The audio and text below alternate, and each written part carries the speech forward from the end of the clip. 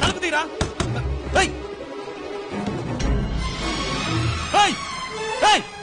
ఏంట్రా పని?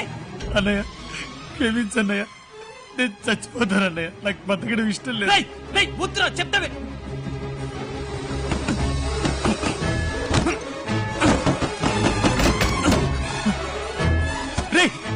చెప్తే వినరా. రే వద్దురా, రే వద్దు, దిగరా.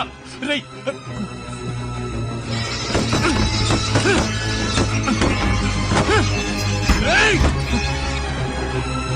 చెప్తే వినరా, చావకూడదురా, వద్దురా. రే అన్నయ్య మాట వినరా. రే వద్దు వద్దు ప్లీజ్ రా. రే నీకు దండం పట్టనరా, దిగరా దిగరా. రే మనిషి డబ్బులు వెతుకుంటే వెళ్ళొచ్చు, పనిని వెతుకుంటే వెళ్ళొచ్చు, కానీ చావులు వెతుకుంటే వెళ్ళకూడదురా. చావే మనల్ని వెతుకుంటే రావాలి. రే వద్దు, నీ కాళ్ళు పట్టుకుంటాను, దిగరా. నేను ఆల్రెడీ చచ్చిపోయాను, ఇది కేవలం శవం అన్నయ్య. ఈ శవం ఇక్కడ ఉండకూడదు, నేను పోతానన్నయ్య.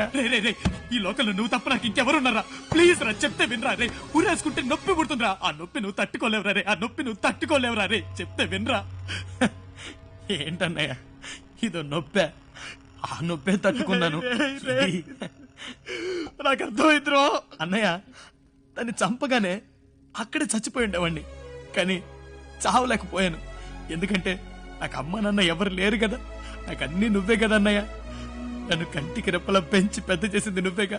నీలాంటి అన్నయ్య నాకు ఇంకో జన్మలో దొరుకుతాడు లేదో నాకు తెలీదు. అందుకే చివరిగా ఒకే ఒక్కసారి నిన్ను చూసి వెళ్ళాలని నేను ఇంత దూరం వచ్చాను. నన్ను వదిలి వెళ్ళిపోకురా. నేను చూశానన్నయ్య, నేను చూసేశాను.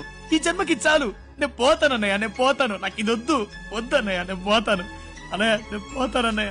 చెప్తే వినరా. రే వద్దు, వినరా.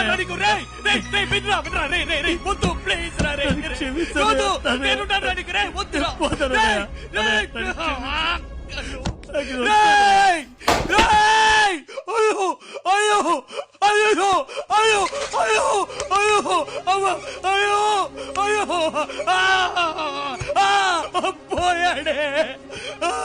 పోయాడే.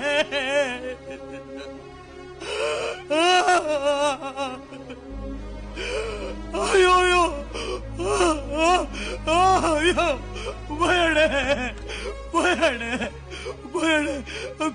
అయ్యో అయ్యో